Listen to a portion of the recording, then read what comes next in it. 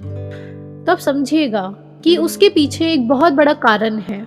ऐसा नहीं है कि गाय के प्रेमी बन गए हैं ये लोग इसलिए ये वेजिटेरियन पे शिफ्ट कर रहे हैं, बल्कि कारण ये है कि गाय का जब डाइजेशन प्रोसेस होता है उस समय पर मीथेन गैस रिलीज होती है। ये जो मीथेन गैस रिलीज हो रही है एटमॉस्फेयर में, इन लोगों का कहना है कि जो क्लाइमेट चेंज है उसके लिए second biggest cause of global warming वो है मीथेन। कार्बन डाइऑक्साइड है पहले नंबर पे और दूसरे पे आता है मीथेन। इस बात को आप याद रखिएगा, अभी यही फैक्ट आगे यूज होगा कि मीथेन रिलीज हो रहा है, इस वजह से ग्लोबल वार्मिंग हो रही है, तो इसलिए गाय की पॉपुलेशन को घटा देना चाहिए। जैसे कि डच सरकार जो है, नीदरलैंड्स की सरकार, उन्होंने ऑर्डर्स दिए हैं।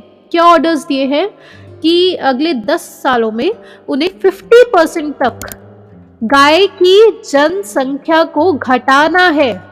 गाय की जनसंख्या को घटाना है, ये डच की सरकार ने ऑर्डर्स दे दिए हैं। और यही कारण है, आप सर्च कीजिए डच प्रोटेस्ट, बहुत बड़े लेवल पे आज नीदरलैंड्स में प्रोटेस्ट चल रहे हैं। क्या सिर्फ डच की सरकार ने ऐसे ऑर्डर्स दिए? नहीं, यूएसए में, यूके में यही इसी डायरेक्शन में वो मूव कर चुके हैं। डायरेक्टली तो ऐसी बातें नहीं बोली जाती है कि हाँ गाय की पॉपुलेशन को घटा दो, जैसे डच की सरकार ने बोल दिया है, लेकिन यूएसए में, यूके में फार्मर्स को इंसेंटिव्स दिए जा रहे हैं कि आप रिटायर हो जाओ और इंसेंटिव्स ले लो, यानी कि गाय भैंस ये सब छोड़ दो। क्यों? क्योंकि मीथेन रिलीज हो रहा है, जो इनकी कैलकुलेशंस है। $25 बिलियन का प्लान है to reduce the livestock. क्या भारत में भी इसी प्रकार के ऑर्डर्स लाए जा रहे हैं? तो आप देखिएगा कि अभी गुजरात में इसे ब्लैक बिल कहा गया है। कैटल कंट्रोल बिल गुजरात में लॉन्च किया गया था, लेकिन इतना ज्यादा बैकलैश मिला इस बिल को कि उसे ब्लैक बिल की तरह डिक्लेयर किया गया, जबकि मोदी सरकार को इतना सपोर्ट था गुजरात से, लेकिन फिर भी इस बिल का इतना विरोध हुआ, वो बिल को एक्ट नहीं बनने दिया। गुजरात में कैटल कंट्रोल बिल लाया गया था। राजस्थान में ऑलरेडी एक एक्ट लाया जा चुका है जिसमें जो गाय है उसके लाइसेंस अब लेना पड़ता है, और वो कुछ इस प्रकार का बिल है कि राजस्थान की 90% जो पॉपुलेशन है अब वो एक से ज्यादा काऊ को नहीं पाल सकते हैं। अब इसके आगे हम बढ़ते हैं। अभी तक CO2 हमें लगता था कि ग्लोबल वार्मिंग चलो अगर हो भी रही है तो CO2 होता होगा। लोगों ने बोला तो भाई पर्सनल जेट यूज करना बंद कर दो, तो बहुत ज्यादा CO2 एमिशन रुक जाएगा। ये जो इतनी इंडस्ट्रीज है इन्हें रोक दीजिए तो CO2 रुक जाएगा। अब उस चीज को तो टारगेट नहीं किया जा सकता था, तो एलिट्स ने एक और मेथड निकाला है कि मीथेन गैस जो है वो ही सबसे बड़ा इशू है। पहली चीज जो आपने समझी कि गाय भैंस के प्रेमी नहीं है, बल्कि मीथेन गैस रिलीज हो रही है गाय के डाइजेशन प्रोसेस के दौरान। इसको शब्द दिया जाता है एंटेरिक फर्मेंटेशन। एंटेरिक यानी कि डाइजेशन के दौरान, इंटेस्टाइन से वर्ड आता है एंटेरिक। साथ ही में जो human cause greenhouse gases होती है, अकॉर्डिंग टू FAO यानी कि food and agricultural organisation, UN के अंडर जो FAO आती है, ह्यूमन कॉज जो ग्लोबल ग्रीन हाउस गैसेज होती है उसमें से 14.5% सिर्फ और सिर्फ लाइव स्टॉक से आता है। लाइव स्टॉक मतलब गाय भैंस कैटल ये सब। इसी के लिए ग्लोबल मीथेन प्लेज इंट्रोड्यूस किया गया। नाम याद कर लीजिए, global methane pledge. Global methane pledge में ऐसी बातें कही गई कि 2030 तक उन्हें पृथ्वी पर से जितना भी मीथेन है उसका 30% लेवल घटाना है। 2020 में जितना लेवल था 2020 के लेवल से 2030 तक 30% तक मीथेन को घटा देना है। ये है ग्लोबल मीथेन प्लेज, बहुत बड़ा प्लेज है। चलो मीथेन घटाना है मान लेते हैं, तो अब मीथेन रिलीज किससे होता है? इसके सबसे बड़े 2 सोर्सेज होते हैं। पहला होता है एंटेरिक फर्मेंटेशन, यानी कि गाय भैंस के डाइजेशन के प्रोसेस के दौरान जो मीथेन रिलीज हो रहा है, और दूसरा सबसे बड़ा जो एमिटर है मीथेन का वो है पैडी कल्टीवेशन, यानी कि राइस की जो फार्मिंग हो रही है उससे मीथेन रिलीज होती है। Paddy cultivation, enteric fermentation. तो ग्लोबल मीथेन प्लेज इंट्रोड्यूस हुआ है कि 30% तक मीथेन गैस को घटाना है पृथ्वी पर से। ग्लोबल मीथेन प्लेज लाया गया है तो क्या भारत ने भी एक्सेप्ट कर लिया है? यहाँ पे भारत सरकार ने एक बहुत ही अच्छा मूव लिया है। भारत की सरकार ने क्लियर वर्ड्स में जो कहा है वो आप देखिएगा। उन्होंने बोला है कि इंडिया में unlike the west, methane emission जो है वो लोगों की लाइवलीहुड को इम्पैक्ट करेगा। It is not a luxury unlike the west. यहाँ पे लग्जरी नहीं है, यहाँ पे किसान जो है 90% फार्मर्स वो मार्जिनल और स्मॉल फार्मर्स हैं। तो तुम लोग जो मीथेन कम करने के लिए बोल रहे हो, यानी कि हम राइस की फार्मिंग छोड़ दें, यानी कि हम डेयरी कल्टीवेशन छोड़ दें, ये हमारे लिए संभव नहीं है। ऐसा डायरेक्टली भारत की सरकार ने क्लियरली पार्लियामेंट में आके बोल दिया है। तो we are not joining the global methane pledge. लेकिन क्योंकि ये जो एलिट्स हैं वो इस मीथेन गैस को ऑलरेडी काफ़ी हद तक टारगेट कर चुके हैं, और इसी के लिए एक बहुत इम्पॉर्टेंट अब आपके सामने रिसर्च रखी जा रही है। तो उन्होंने एक ऑब्जर्वेटरी इंट्रोड्यूस करी है, और उस ऑब्जर्वेटरी का नाम है IMEO, यानी कि मीथेन एमिशंस ऑब्जर्वेटरी। ये यूनाइटेड नेशंस के अंडर आता है। अब यहाँ पे समझने की बात ये है, क्या करती है ये ऑब्जर्वेटरी? ये ऑब्जर्वेटरी मीथेन एमिशंस को ट्रैक करेगी। कैसे ट्रैक करेगी?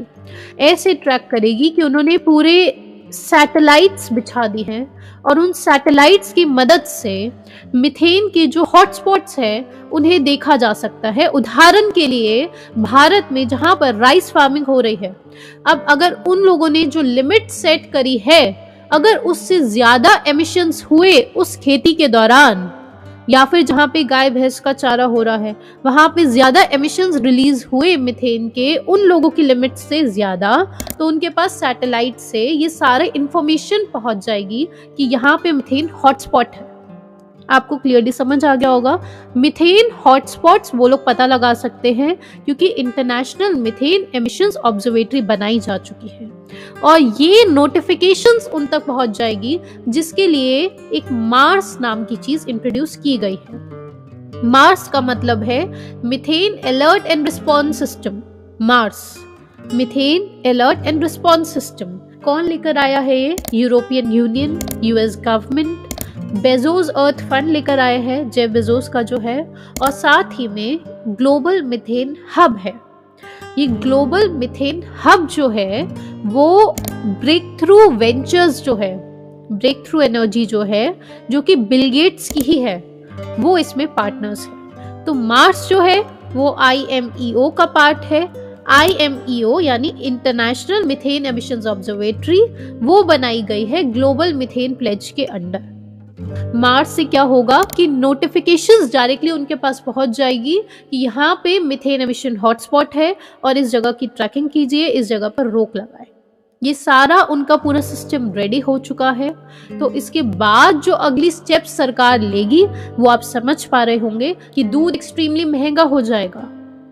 इसके बाद फेक मिल्क इंट्रोड्यूस होगा मार्केट में। फेक मिल्क, जैसे कि आप जानते होंगे कि एक बायो मिल्क स्टार्टअप भी इंट्रोड्यूस हो चुका है। वो छोटे बच्चों के लिए है, जिसमें माँ का जो ब्रेस्ट मिल्क है उसके लिए वो मेमोरी ग्लैंड्स जो होते हैं विमेन के, उनको कल्चर किया जाता है लैब में, और वहां से एक बायो मिल्क बनाया जाता है। ये फेक मिल्क होता है, यानी कि लैब में बना हुआ मिल्क। तो अब क्योंकि दूध जो है वो महंगा होगा ही होगा, जब गाय भैंस की पॉपुलेशन घट जाएगी तो दूध महंगा होगा। दूध महंगा होगा तो क्या ऐसा है कि जो फेक मिल्क आएगा वो सस्ता हो जाएगा? राइस की कल्टीवेशन अगर रोक दी जाएगी तो उसका सोल्यूशन क्या होगा? जेनेटिकली मॉडिफाइड फूड, GM वो यहाँ से इंट्रोड्यूस करेंगे। अब जब GM इंट्रोड्यूस होगा तो क्या ऐसा संभव है कि GM फूड हमें सस्ता मिले और जो ऑर्गेनिक खेती से जो फूड है वो हमें महंगा मिले? तो ऑलरेडी ट्रेंड स्टार्ट हो चुका है। ऑलरेडी ऐसा वेल एस्टैब्लिश्ड फैक्ट है कि इस समय पर ऑर्गेनिक फूड जो है वो महंगा मिलता है और GM फूड जो है वो सस्ता मिलता है। इसी के साथ आप ये समझेगा कि अलग अलग स्टार्टअप्स आ चुके हैं, जैसे कि एगुलिन। ये जो एगुलिन स्टार्टअप है इसमें बिल गेट्स ने एज यूजुअल $12 बिलियन से ज्यादा की इन्वेस्टमेंट्स करी हुई है इसी टेक्नोलॉजी के ऊपर। क्या है ये टेक्नोलॉजी एगुलिन स्टार्टअप की? वो टेक्नोलॉजी है कि 2 बूंदे हैं, वो एक प्रकार का ऑयल है। वो कहते हैं कि जब आप गाय को चारा दे रहे हैं, उससे आप 2 बूंद डाल दीजिए इसकी, तो उससे क्या होगा कि गाय कम मीथेन रिलीज करेगी डाइजेशन के दौरान। कैसे रिलीज करेगी कम? उसकी भूख कम हो जाएगी। तो इस हद तक वो लोग पहुंच चुके हैं। इसलिए ये एगोलिन स्टार्टअप आपको बताया जा रहा है कि बिल गेट्स ने $12 बिलियन भी लगा दिए हैं इस पे। और जैसे कि हमने देखा IMEO में, उसमें बेजोस भी है, बेजोस अर्थ फंड भी है, और साथ में ग्लोबल मीथेन हब यानी बिल गेट्स का जो ब्रेक थ्रू एनर्जी वेंचर्स है, उसकी भी इन्वेस्टमेंट्स है।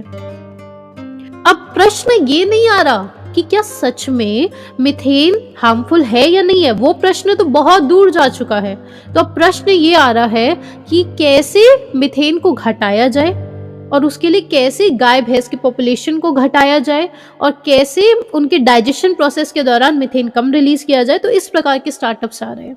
तो ऐसी जब टेक्नोलॉजीज आती है, तो जो मूलभूत प्रश्न होना चाहिए था इंसानी सभ्यता के लिए कि मीथेन क्या सच में हार्मफुल है भी, या फिर उससे भी बड़ा प्रश्न, ग्लोबल वार्मिंग हो भी रही है, और ग्लोबल वार्मिंग हो रही है तो क्या एंथ्रोपोजेनिक फैक्टर्स यानी ह्यूमन के फैक्टर्स इन्वॉल्व है भी या नहीं है।